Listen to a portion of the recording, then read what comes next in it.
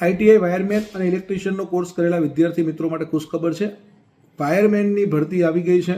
અધિક્ષક ઇજનેર વિદ્યુતના અંતર્ગત વાયરમેનની જે જગ્યાઓ છે એના ઉપર ગૌણ સેવા પસંદગી મંડળ દ્વારા ભરતી આવી ગઈ છે. જે મિત્રો વાયરમેનનો કોર્સ કર્યો છે આઈટીઆઈમાંથી અથવા ઇલેક્ટ્રિશિયનનો કોર્સ કર્યો છે એવા તમામ મિત્રોના વિડીયો શેર કરી દેજો. ઓજસ ગુજરાત વેબસાઇટ પર 11 જૂનથી 25 જૂન સુધી ફોર્મ ભરાવાના છે.